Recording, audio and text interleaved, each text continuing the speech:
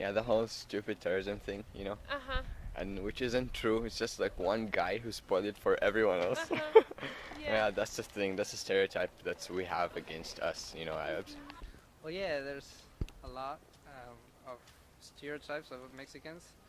Some are good, some are bad. Mexicans are, well, they have fame of being liberal and funny and friendly, but there are some others that, for example, with drug dealers and stuff, so there are a lot. I've heard that we're lazy and fat and pigs. Um, there are many, Yeah. but I mean, one of the main stereotypes that I am always working on breaking or changing is how how people how many people think that women are oppressed and don't have the right to do anything. And I want to show, or what I always do is to show that that might be true in some ways, but it's not true in other ways. We're all here illegally, like most of, you know, a lot of I don't want to say racist, but there's a lot of people who stereotype Mexicans like that. Asians can't drive, obviously, which is not true, but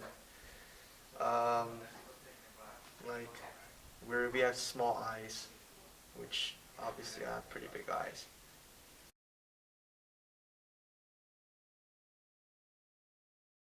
I mean, I was always brought up that I treat everyone equally, and the people around me did the same. I wasn't brought seeing a lot of discrimination, you know. All my friends, we kind of all included each other, didn't really look at the race. So, yeah. I've heard people talk and remark on how people speak and act, like a lot of the Arabics on campus, like, you know, they drive nice cars and, you know, are obviously well off, and there are a lot of remarks about that. And then, you know, I mean, it's a stereotype for a reason, but I know Arabics that aren't wealthy or stuff like that, so I don't really like to Yeah, it's just be into that, so. We don't have a lot of African Americans at our school or like in our town. And I remember specifically one time we were at a basketball game and the other team had an African American player. And so our side of the school like started chanting these like horrible like racial slurs at him and stuff. And so that was like a big, like, I was not obviously a part of that, but Yeah.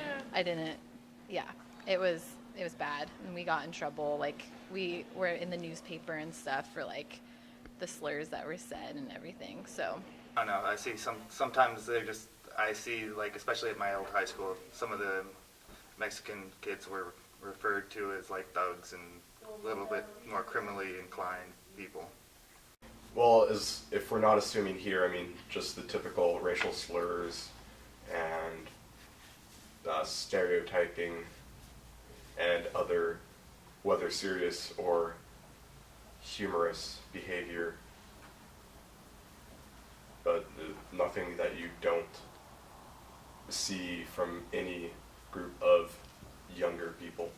A lot of the ways that I do see it is a lot in humor, just to get people to laugh. You poke fun at stereotypes, just the ridiculousness, but you know, some people are actually hurt by those things, so you gotta watch out for that. I wouldn't necessarily call it racism, but there's just things that happen that are kind of like prejudice in a way, just like they're like people using the N-word when like they're not black, and I don't really think it's necessary to use at all. And then just sometimes people will just say things and you can tell that they're trying to be like derogatory towards a different race. It's not always black, even though just because I'm black I notice it more when it does happen to black people, but I've seen it with like people talking about Asians and stuff like that. So yeah, so a lot of people just assume certain things about you because of your race. Yeah, I'd say it's not culturally acceptable anymore to be racist, but usually. But I would say that you see it subtle a lot. See exclusions and preference and that sort of thing. Mostly like in work situations or going to higher education or even some opportunities where there could be discrimination from the majority toward the minority.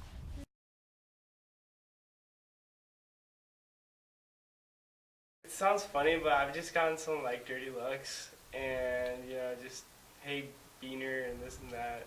Like specifically one case, like they would walk behind me and they were like saying like random words that they thought were like Asian words that I spoke, like ching chong, stuff like that, and like it was really rude and stuff like that. But they kept following me, like, and I didn't even know them, and they were just kind of doing it just to be rude, you know. I've been called the N-word before. Like in general on campus, I think a lot of people, like I know I walk by in the quad sometimes and people like hand out stuff and like ask you questions and then they think like, oh, they look at me and think, oh, you don't know how to speak English. So I know like they don't hand stuff out to me.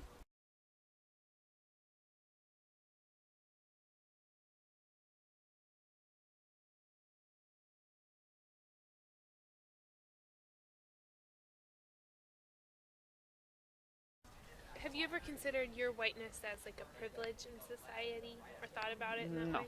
No. I lived in South Africa for 3 years, so it was interesting because it kind of flips there.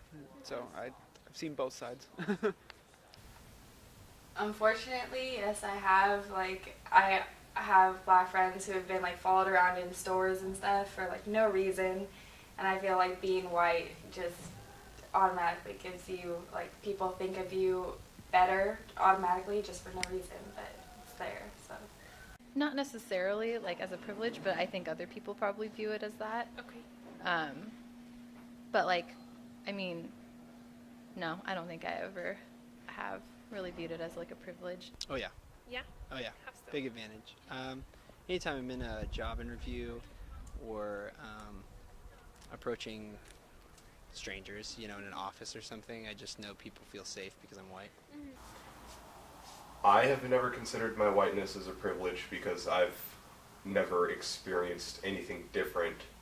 So I can't say that, yes, I know I am privileged, or no, everyone has the same privileges as me. I've come from a place where it's pretty much small town America. Everyone's white. There might be a handful of not white people in the school. Yeah.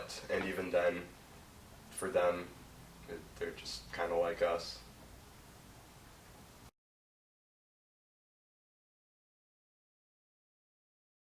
I think, yeah, it stands for that, but I don't think they, try hard to stop anything, so. And why is that? Because I don't really see anything being done about it, and I know personally I haven't said anything about it, so I don't feel like they take it as a big deal. I think they do try to discourage it in the way that they how active like the cultural centers are on campus. So I do think they're trying to discourage it, but I don't think it really changes the mind of the students all that much. They have we're all adults now. We basically have our ideas set. So. I mean, with the obvious various groups of the little cultural houses, like the Women's Center, and the other ones like that, and just overall encouraging, we don't favor the white guy.